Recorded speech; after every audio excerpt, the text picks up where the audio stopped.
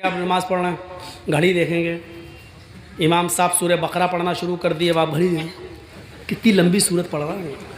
तब नहीं, पूरे शरीर का योग सिर्फ नमाज में होता है। देख लीजिए आप करके। हिंदू धर्म में क्या होता है, मूर्ति के सामने खड़े हुए ओम नमः शिवाय, सिर्फ गर्दन का योग हो रहा है बस, पूरे शरीर का नहीं। पूरे शरीर का योग अगर देखना है तो आओ नमाज में। देखिए ये हाथ हिल रहे हैं, अल्लाह अकबर, ये हाथों की एक्सरसाइज, पॉजिटिव रेजेस दौड़ रहे हैं। फिर आपकी गर्दन सजदे की जगह पर, सर्वाइकल का सबसे बेहतर इलाज।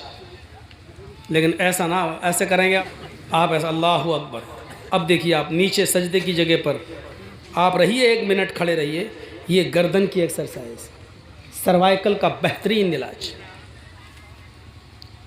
आर्थो स्पेशलिस्ट से पूछिए जो हड्डी के डॉक्टर हैं, ये इलाज। अल्लाह अकबर कहकर रुकू में जाइए, हड्डी, रीढ़ की हड्डी इतनी सीधी कर लो कमर कि पानी का भरा हुआ प्याला या बर्तन आपकी पीठ पर रखा जाए तो गिरे नहीं। इस तरह रुकू होना चाहिए, पीठ बिल्कुल ऐसी सीधी। ये रीढ़ की हड्डी की एक्सरसाइज, कमर की एक्सरसाइज। फिर सजदे में जब जाइए तो ब्लड सर्कुलेशन आपके दिमाग तक,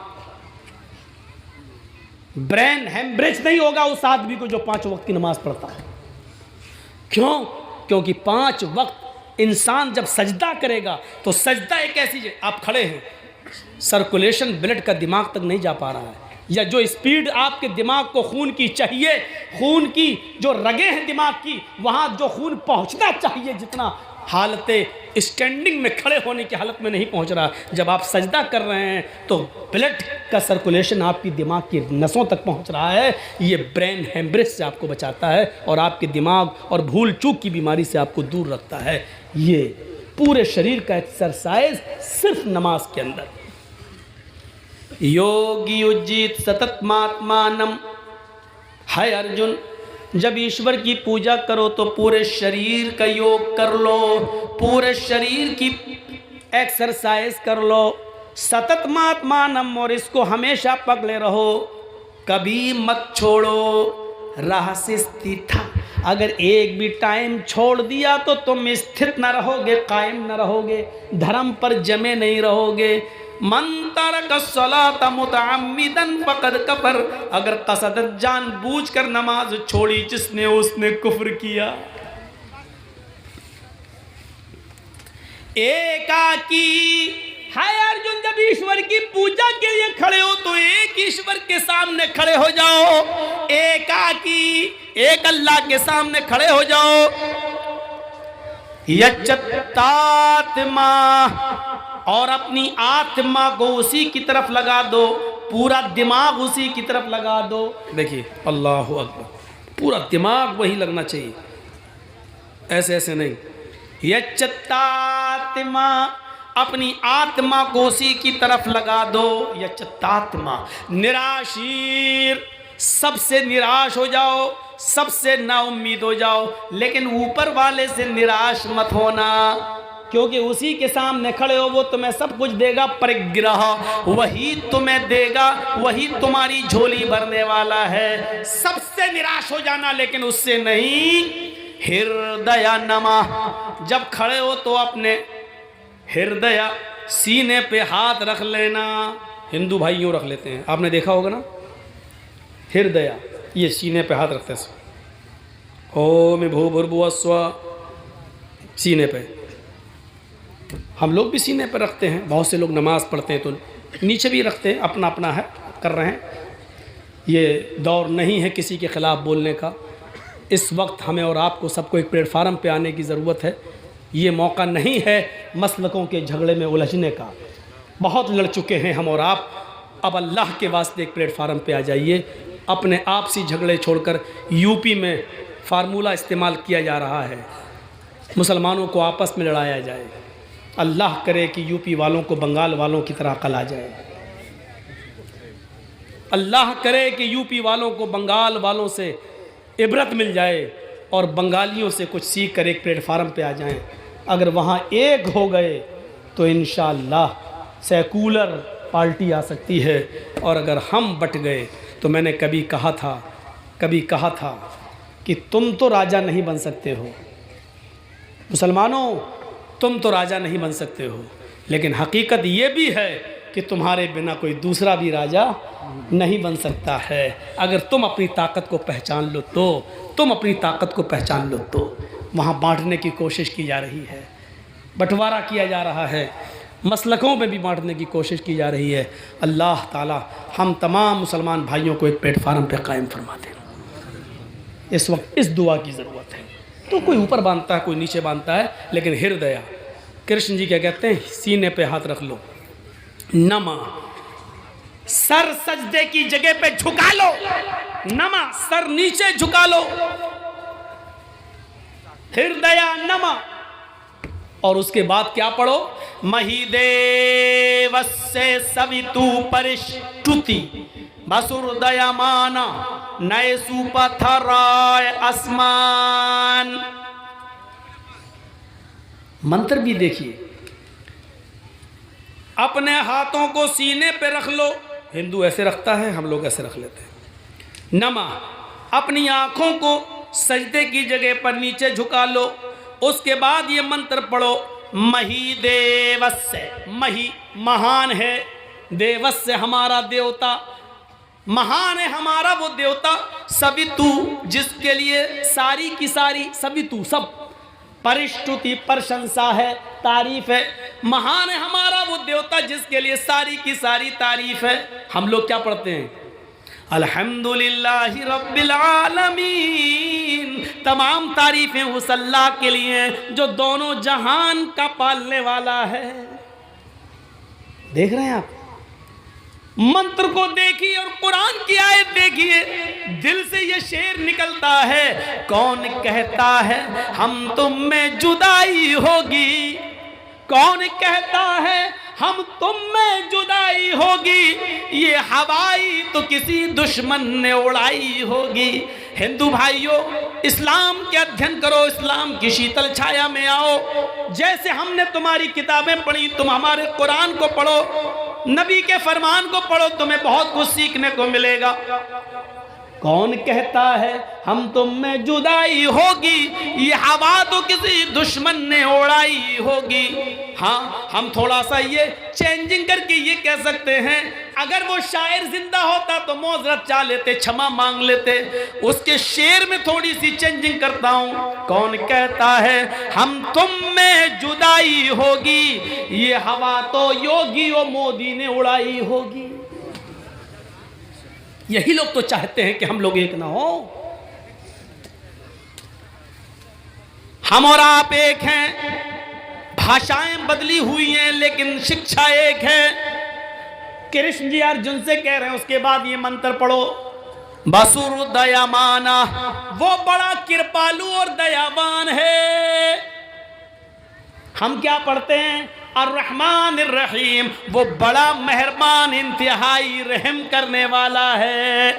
कृष्ण जी अर्जुन से कहते हैं, दोनों हाथ को सीने पे रखकर सर को झुकाकर ये पढ़ो, नए सुपथराय आसमान, नए नाव को पार करने वाले, मुसीबतों को दूर करने वाले, नाव को पार लगाने वाले, यानी मुश्किल में काम आने वाले, नए सुपथराय, सुसुंदर पथ मानी रास्ता, सुपथ सुसुंदर पथ मानी रास्ता, हमको सुंदर रास्ते पे चला, नए सुपथराय आसमान, हाय नाव पार लगाने वाले, हाय मुसीबतों को दूर करने वाले, हमको सुंदर रास्ते पे चला, हमको अच्छे रास्ते पे चला। हम क्या पढ़ते हैं, इहदीना सिरातल मुस्तकीम, आय अल्लाह हमको सिराते मुस्तकीम पर सीधे रास्ते पे चला। मेरे भाइयों गौर करो, कृष्ण जी जो चीज बता रहे हैं वही मोहम्मद रसूलुल्लाह ने हमें और आपको बताई है। इसके बाद कृष्ण जी क्या कहते हैं, पंचम समय कर्तव्य, हाय अर्जुन ये पूजा, ये साष्टांग, ये योग, ये नमाज तुम 5 बार पढ़ा करो दिन भर में। पंचम समय कर्तव्य 5 बार किया करो, हम स्वयं कर्तव्य, मैं खुद 5 बार करता हूं। मैं खुद 5 बार करता हूं। मिर्गा चर्म, अगर पवित्र धरती ना मिले, जमीन पाक ना हो, तो उस पाक जमीन नापाक जमीन हो, जमीन पवित्र ना हो, धरती पवित्र ना हो, तो मिर्ग चरम, मिर्ग मानी हिरन और चरम मानी चमड़ा, हिरन के चमड़े को बिछा लो, हिरन की खाल को जाए नमाज बना लो और उसके ऊपर ये साष्टांग करो, उस पर ये पूजा करो, उस पर ये योग कर लो। यानी जमीन पाक होनी चाहिए, और अगर पाक ना हो तो हिरन की खाल बिछा कर नमाज पढ़ लो। इससे ज्यादा और क्या हो सकता है? ये इस्लाम है। और इसीलिए कहा, जो इस्लाम को छोड़कर कोई दूसरा रास्ता अख्तियार करेगा वो कबूल नहीं किया जाएगा। दूसरी चीज बताई, वह अन्ना मुहम्मद रसूलुल्लाह, मोहम्मद अल्लाह के रसूल हैं। तौहीद के साथ दीन रिसालत भी ज़रूरी है। आइए ज़रा मोहम्मद रसूलुल्लाह को देखें, हिंदू धर्म की किताबों में, अपने भाइयों की किताबों में हम तलाश करें। पहले एक जहन बना लीजिए, दुनिया में जितने भी धर्म हैं, इंपॉर्टेंट चीज़, जितने भी दुनिया में धर्म हैं, उन धर्मों के अंदर उस धर्म के महान पुरुष को महान पुरुष नहीं रहने दिया है, इंसानियत से निकाल कर भगवान का दर्जा दे दिया है। आइए देखते हैं। सिखों में देख लीजिए गुरु नानक, लेकिन गुरुद्वारे में चले जाइए, लिखा होगा नानक भगवान, इंसान नहीं रहे। जैनियों में चले जाइए, महावीर जी, उनके मंदिर पे लिखा होगा महावीर भगवान। गौतम बुद्ध के पास चले जाइए, और नेपाल में लुम्बनी में उनका बहुत बड़ा मंदिर बना हुआ है। मुझे जब प्रोग्राम हुआ था नेपाल में, तो वहां के लोग घुमाने के लिए ले गए, देखा लुम्बनी में वो गौतम बुद्ध जिनकी एक पत्नी थी, वो गौतम बुद्ध, उस पत्नी से जिनका एक बेटा पैदा हुआ जिसका नाम राहुल था, शादीशुदा जिंदगी गुजारने वाला वो बुद्धा अचानक दुनिया की जिंदगी से परेशान हो जाता है और सच्चाई की तलाश में अपनी बीवी और बच्चे को छोड़कर जंगल में चला जाता है। और सच्चाई की तलाश में रहते रहते उसी जंगल के बियाबान जंगलों में उसकी मृत्यु हो जाती है। शादीशुदा जिंदगी, एक बीवी और एक बच्चे को छोड़ देना बहुत आसान है, लेकिन मुहम्मदुर रसूलुल्लाह सल्लल्लाहु अलैहि वसल्लम की 11 बीवियां और खदीजा से 6 बच्चे, मारिया किप्तिया से एक बेटा, फिर वो बीवियां जिनसे आपने, जिनके पहले शौहर जिनको तलाक दे दिए थे या मर गए, अल्लाह के नबी ने उन बेवा औरतों से जो निकाह किया था, वो औरतें अपने पुराने शौहरों के बच्चे लेकर आई। उन बच्चों को पालना, उनके बच्चों को पालना, अपने बच्चों को पालना, बीवियों का हक अदा करना, बच्चों का हक अदा करना, ये किसी जवान मर्द इंसान का काम हो सकता है, लेकिन एक बीवी और एक बच्चे से तंग आकर दुनिया को छोड़ देना और बीवी और बच्चे को छोड़कर जंगल में चला जाना और सच्चाई की तलाश में रहते रहते उसी जंगल में मृत्यु पा जाना, ये बहुत आसान काम है। बीवियों को पालना और बच्चों की परवरिश करना ये बहुत मुश्किल काम है। अल्लाह के रसूल ने 11 बीवियों को भी देखा। दूसरी बीवियां जो दूसरे शौहरों की थीं और जो इंतकाल कर गए थे, नबी अकरम ने जब उन औरतों से शादी की तो वो अपने पहले शौहर, पहले पति के बच्चे भी लाई, उन बच्चों को भी पालना, फिर उनकी शादियां भी कराना। मेरे भाइयों, ये दिल गुर्दे का और कलेजे का काम है। आज भी बहुत सी संस्थाएं ऐसी हैं जो यतीम और गरीब लड़कियों की शादियां कराती हैं। मेरे भाइयों, मुबारकबादी के लायक हैं वो संस्थाएं, वो तंजीमें। होना चाहिए गरीब लड़कियों की शादी का बंदोबस्त और इंतज़ाम हो, और यही काम जनाब मोहम्मद रसूलुल्लाह सल्लल्लाहु अलैहि वसल्लम ने किया। तो आज गौतम बुद्ध का मंदिर देख लो, वहाँ जाओगे तो आप लिखा देखेंगे बुद्ध भगवान, महावीर भगवान, नानक भगवान, बुद्ध भगवान। ईसाइयों में चले जाओ, ईसा अलैहिस्सलातु वस्सलाम जो अल्लाह के नबी थे, ईसाइयों ने उनको भी बंदगी से निकाल दिया, सन ऑफ गॉड कह दिया, अल्लाह का बेटा।